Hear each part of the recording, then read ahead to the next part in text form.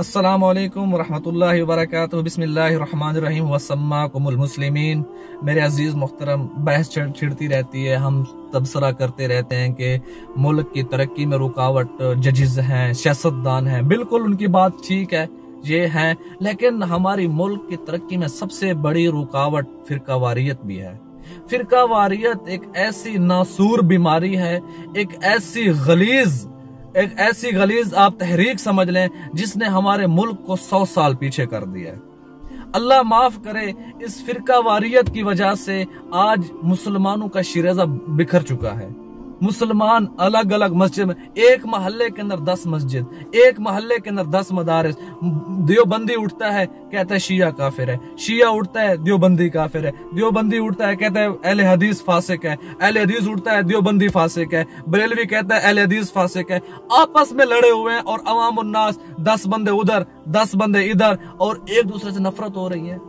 लेकिन इस्लाम क्या कहता है, अल्लाह क्या फरमाता है, वसम्माकुमुल मुस्लिमीन, तुम सबको मुसलमानों का नाम दिया गया है, तुम्हें अल्लाह ने मुसलमान कहा है। हर वो शख्स जिस शख्स ने एक बार कलमा पढ़ा ला इलाहा इल्लल्लाह मुहम्मदुर रसूलुल्लाह, जहरी तौर पे कलमा पढ़ा कि अल्लाह के सिवा कोई इबादत के लायक नहीं, आप सल्लल्लाहु अलैहि वसल्लम अल्लाह के आखिरी नबी हैं, तो वो शख्स शरीयत में मुसलमान है, उसके साथ मुसलमानों वाला मामला किया जाएगा। क्या तुमने हर मुआज बिन जबल के बारे में नहीं सुना? तुम होते कौन हो किसी के कलमे के बारे में फैसले करने वाले? तुम होते कौन हो किसी को काफिर कहने वाले? अल्लाह ने कब दीन की ठेकेदारी, दीन की इजारादारी हमें दी है? अल्लाह ने कब हमें लोगों की नियतों का मुकल्लफ बनाया है? अल्लाह ने कब हमें कहा है कि तुम लोगों के दिलों के बारे में फैसला करो? अगर मुआज बिन जबल का वाकया सुने, एक जंग के अल्लाह के नबी सल्लल्लाहु अलैहि वसल्लम ने उनकी तश्कील की, जंग में गए, एक शख्स सहाबा कराम को शहीद कर रहा है और काफी सहाबा कराम को शहीद किया, और मुआज बिन जबल ने उस शख्स पे चढ़ाई की और उस शख्स को जमीन पर गिरा दिया। और मुआज बिन जबल उस शख्स को कत्ल करने के लिए तलवार को ऐसे लहराते हैं तो वो शख्स कहता है ला इलाहा इल्लल्लाह मुहम्मदुर रसूलुल्लाह, मैं कलमा पढ़ता हूं, मैं गवाही देता हूं। लेकिन हज़रत मुआज बिन जबल ने उसे वहीं कत्ल कर दिया। लश्कर वापस पहुंचा और आप सल्लल्लाहु अलैहि वसल्लम को इसकी कारगुजारी सुनाई गई, तो आप सल्लल्लाहु अलैहि वसल्लम का चेहरा मुबारक मुतगय्यर हो गया और आप सल्लल्लाहु अलैहि वसल्लम मुआज बिन जबल से कहने लगे, तुमने उस शख्स को कत्ल क्यों किया? कहने लगा, या रसूलल्लाह, वो तो शख्स मेरी डर की वजह से कलमा पढ़ रहा था। आप सल्लल्लाहु अलैहि वसल्लम ने पूछा, क्या कहा? क्या तुम्हें उसके दिल के बारे में मुकल्लफ किसने बनाया? तुमने उसके दिल में झांक कर कैसे देख लिया? कल क़यामत वाले दिन अगर अल्लाह तुमसे ये सवाल कर ले कि तुमने उस शख्स को क्यों मारा, तो तुम क्या जवाब दोगे मुआज? और इस कलमे को अल्लाह के नबी सल्लल्लाहु अलैहि वसल्लम ने हज़रत मुआज को बार बार तंबीह की, तो हज़रत मुआज बिन जबल फरमान लगे कि मैंने उस वक्त सर पकड़ के कहा कि ऐ काश मैं आज मुसलमान होता।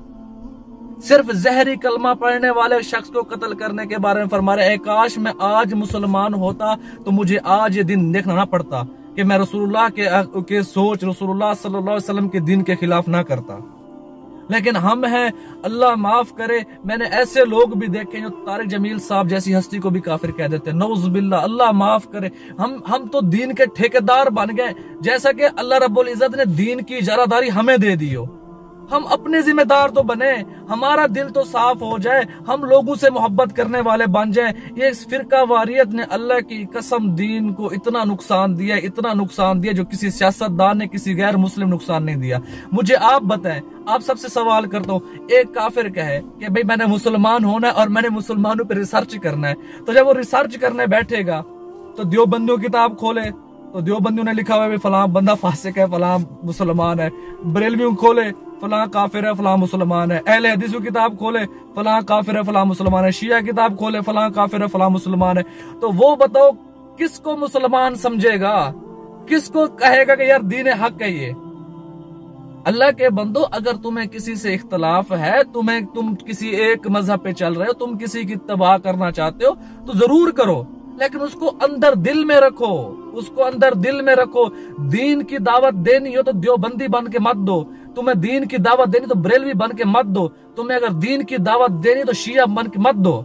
तुम दीन की दावत दो, मुसलमान की दावत दो, इस्लाम की दावत दो। हालांकि हमें तो मौला हसन रजी अल्लाह तआला अन्हु की सीरत से यह मिलता है कि वो तो उम्मत को जोड़ने वाले थे। हज़रत उस्मान रजी अल्लाह तआला अन्हु की शहादत के बाद उम्मत मुस्लिमा बहुत बड़ी आजमाइश आई। हर उस्मान रजी अल्लाह तआला अन्हु को शहीद किया गया, मौला अली रजी अल्लाह तआला अन्हु को शहीद किया गया। अब मौला हसन पे दारुल खिलाफा आ गया, तो मौला हसन ने क्या किया? हम तो एक मस्जिद के लिए, अपने एक मुअक्कफ के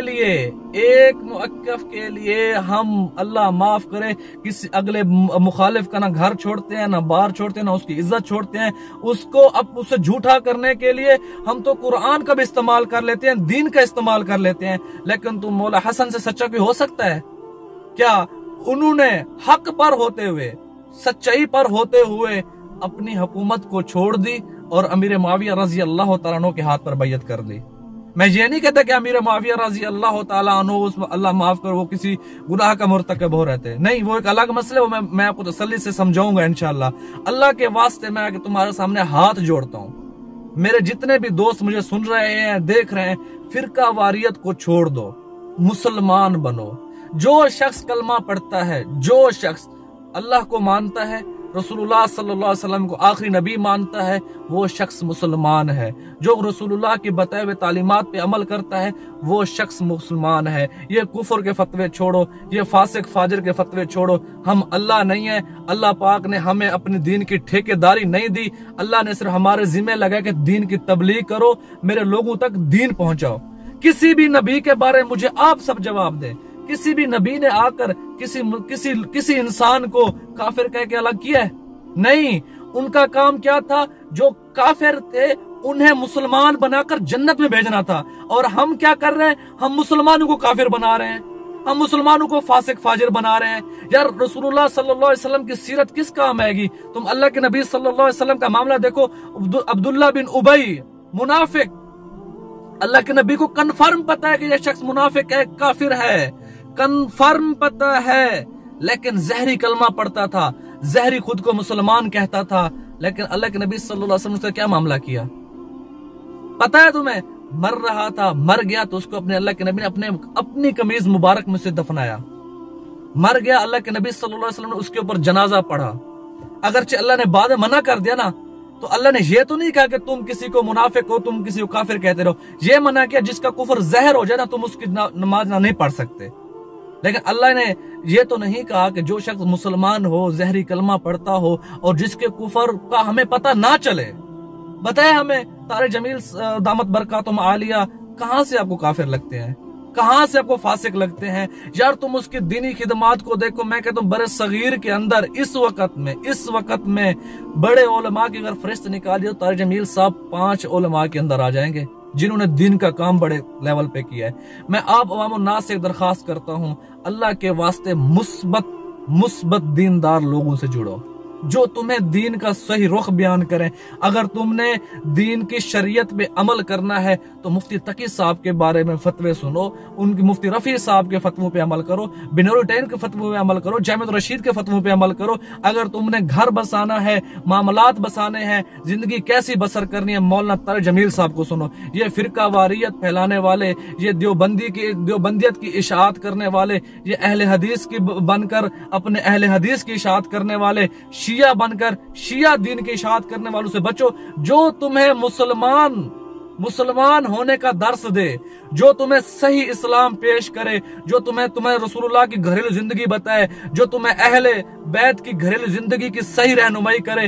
अहले बैत की जिंदगी पढ़ो तो सही यार, कितनी कुर्बानियों में गुजरी। मौला हुसैन रजी अल्लाह तआला अन्हु करबला में शहीद किए गए, लेकिन मुसलमानों को तकसीम नहीं होने दिया। मौला हसन रजी अल्लाह तआला अन्हु ने अपनी हुकूमत छोड़ दी, अपना मौकफ छोड़ दिया।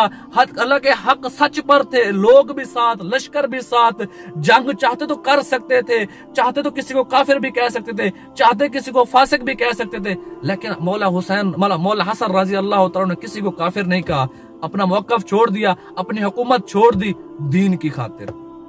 मौला अली रजी अल्लाह तआला अन्हु को देखो यार, दीन की खातिर शहादत लेगी यार। हर उस्मान रजी अल्लाह तआला अन्हु को देखो यार, सुभान अल्लाह, बागी आ चुके हैं। मौला अली रजी अल्लाह तआला अन्हु बार बार पूछ रहे हैं, ए खलीफा रसूल, आप हमें हुक्म दे, हम इन बागियों को गिरफ्तार करते हैं, इन बागियों को मारते हैं, इन बागियों को कत्ल करते हैं। लेकिन हर उस्मान क्या फरमाते थे रजी अल्लाह तआला अन्हु कि यार मैं नहीं चाहता कि रसूलुल्लाह की सरजमीन पर किसी मुसलमान का या किसी शख्स का कत्ल किया जाए, किसी का खून बहा जाए।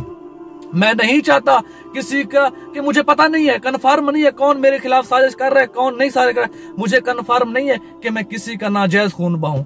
अल्लाह माफ करे, यहाँ फिरका वारियत के नाम पर बम फटाए जाते हैं, फिरका वारियत के नाम पर दहशतगर्दी की जाती है। मैं सवाल करता हूँ लोगों से, तुम तो मिंबरों पे बैठकर नौजवानों को उभार देते हो ना, उनकी माओ से जाके पूछो जिनके बच्चे नौजवान कब्रों में पड़े हुए हैं। तुम्हें तो वीडियो डाले मिल जाते हैं, 4-4 2-2 गाड़ियां गाड़ के मिल जाती हैं, तुम्हें तो कोई मसला नहीं है, बैठते हो तुम किसी को गुस्ताखे सहाबा के नाम पे कत्ल करते हो। मैं ये नहीं कहता कि गुस्ताखे सहाबा करने वाला अच्छा आदमी है, वो गलीज बदतरीन आदमी है, लेकिन तुम किसी को नाजायज कत्ल कर देते हो, किसी पे क्या फतवा लगा के कत्ल कर देते हो। तुम्हें किसने कहा कि तुम दीन के ठेकेदार बनो? कानूनी कार्रवाई किस काम आएगी?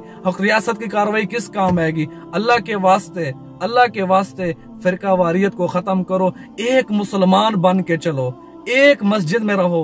तुम शिया की मस्जिद में हो तो तुम वहां नमाज पढ़ो, तुम अहले हदीस की मस्जिद में हो वहां नमाज पढ़ो, फिरका वारियत को खत्म करो।